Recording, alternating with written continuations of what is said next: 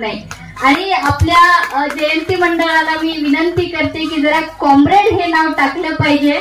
नक्कीच डॉक्टर टाकलंच पाहिजे, अभिमानास्पद आहे ते, परंतु कॉम्रेड आलं पाहिजे, कारण अण्णाभाऊ साठे हे कॉम्रेड होते। आता कॉम्रेड कुणाला म्हणतात मी फार डीप मध्ये जात नाही, परंतु आता आमच्या चिमुकल्यानं त्यांच्या भाषणातून सांगितलं की वाटेगाव मधून लहान असताना आर्थिक परिस्थिती बरी नसताना मुंबईचा रस्ता धरला, मुंबईला मग काय काय केले हे सगळं आपण वाचलं, वारंवार ऐकलं।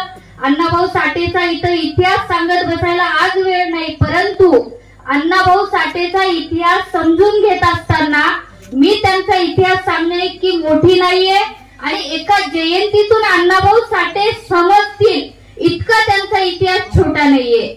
म्हणून या ठिकाणी आपण दरवर्षी ही जयंती साजरी न करता दर दिवसा त्यांची आठवण केली पाहिजे, त्यांचे स्वप्न उराशी बाळगून आम्ही जगलं पाहिजे। आता त्यांचं स्वप्न काय होतं त्या काळामध्ये, स्वातंत्र्यपूर्व काळामध्ये आणि स्वातंत्र्य काळामध्ये त्यांचं स्वप्न होतं। खरं तर आमच्या सहकार्यांनी खूप डीप मध्ये सांगितलं की डॉक्टर कॉम्रेड अण्णाभाऊ साठेंनी स्वातंत्र्याच्या दुसऱ्या दिवशी हा मोर्चा काढला। का काढला तर त्यांना त्यांच्या स्वप्नातला जो समाज निर्माण करायचा होता।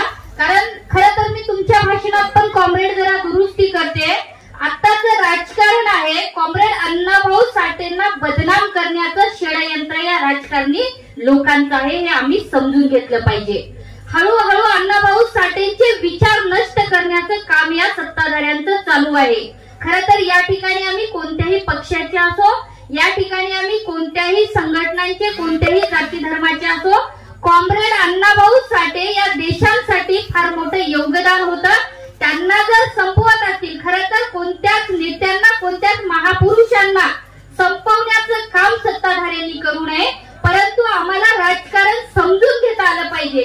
आम्ही आज गरीब का राहिलो तर आम्ही सर्रास आमच्या नशिबाला दोष देतोय, तर हे गरीब राहण्याचं कारण नशीब नाहीये। या सरकारमधल्या जे बसलेले बडे उद्योगपती असतील किंवा आम्ही निवडून दिलेले जे सत्ताधारी आहेत ते आमच्या विरोधातले धोरणं घेत आहेत, म्हणून आम्ही गरीब झालेलो आहोत। आज जयंतीच्या दिवशी अनेक पत्र आले, आम्ही जिल्ह्याची जयंती साजरी करताना खासदारांचे पत्र आले की आम्ही कॉम्रेड अण्णाभाऊ साठेंना भारतरत्न देण्याविषयी पत्र दिले। काय पत्र देण्याची गरज आहे? आणि सगळ्या खासदारांनी मिळून जर तिथे ठराव घेतला तर 0 मिनिटात भारतरत्न देऊ शकतात, परंतु हे सगळे नाटक आहे। जयंतीच्या दिवशी तुमचे मत मिळवण्यासाठी हे आम्ही वास्तव समजून घेतलं पाहिजे। आम्ही राजकारणाच्या खरं तर दूर असतो, महिला तर फार दूर असतात, परंतु आमच्या पुरुष लोकांना पण वाटतं की राजकारण आमचं नाहीये। भावांनो, राजकारण आमचं आहे, राजकारण आमच्या जवळचं आहे, कारण राजकारण आम्ही समजून घेतलं नाही म्हणून आम्ही आज मागवाडे बुधवाडेमध्ये राहिलेलो आहोत। त्यामुळे राजकारण समजून घेतलं पाहिजे।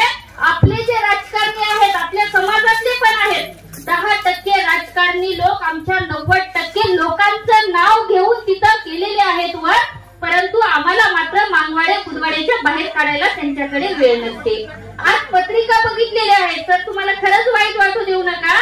आज पत्रिकेवर तुम्ही मोठ्या आनंदाने नाव टाकलेलं आहे। मला वाटतं तुमच्या गावातली सगळी जयंतीची टीम जाऊन भेटलेली असावी, परंतु आमच्या जयंतीच्या दिवशी त्यांचं नाव टाकून जर झेंडा फडकवायला जर त्यांच्याकडे वेळ नसेल तर आम्हालाही मतदानाच्या वेळेस आमच्याकडे वेळ नसेलच ना, हे आम्ही लक्षात घेतलं पाहिजे। खरं तर इथं राजकारण मला बोलायचं नाही, परंतु राजकारण आमच्या इतकं जवळच आहे हे आम्ही समजून घेण्याची गरज आहे।